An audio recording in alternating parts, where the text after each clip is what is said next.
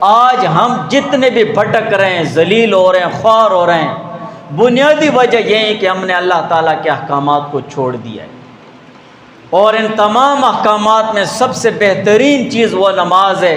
جو براہ راست اللہ تعالیٰ سے مانگنے کا طریقہ ہے، براہ راست اللہ تعالیٰ سے مانگنے کا وہ ذریعہ ہے، ہم نے چھوڑ دیا ہے۔ ہم غافل بن گئے ہیں۔ نماز بھی دعا دیتی ہے اور بد دعا بھی دیتی ہے۔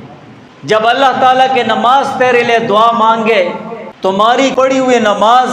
اور تمہاری کی ہوئی عبادت تمہارے لیے دعا دینے لگ جائے، خیر کی دعا دینے لگ جائے، تو اس سے بڑی بات اور کون ہو سکتی ہے؟ کوئی بھی تیرے لیے دعا نہ مانگے۔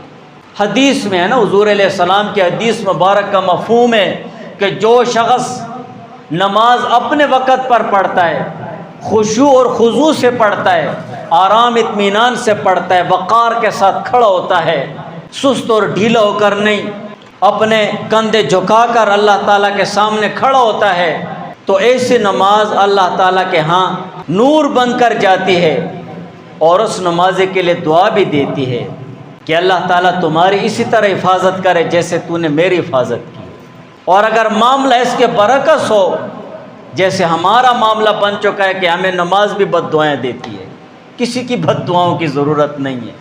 کہ جو مومن مسلمان وقت پر نماز نہیں پڑھتا ہے، خشوع اور خضوع سے نہیں پڑھتا ہے، جان چھوڑاتا ہے، وضو اطمینان سے نہیں کرتا ہے، اہتمام سے نہیں کرتا ہے، اور نماز سے جان چھڑا کر بس منہ پر ہاتھ پھیر کر نکل جاتا ہے، ایسی نماز و شخص کے لیے بد دعا دیتی ہے کہ تمہیں بھی اللہ تعالیٰ اسی طرح برباد کرے، خوار کرے، ذلیل کرے جیسے تو نے مجھے ضائع کر دیا۔ پھر پرانے کپڑے کی طرح نماز کو لپیٹ کر اس کے منہ پر مار دیا جاتا۔ ہماری نمازیں بھی ہمیں بد دعائیں دینے لگتی ہیں، تو پھر گلہ کس سے؟ جب یہ مصیبتیں، پریشانیاں، آفتیں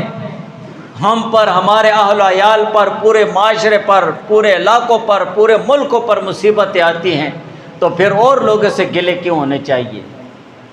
ہمیں خود اپنے اپنے گریبان میں دیکھنا چاہیے کہ میں اسلام میں کتنا داخل ہو چکا ہوں۔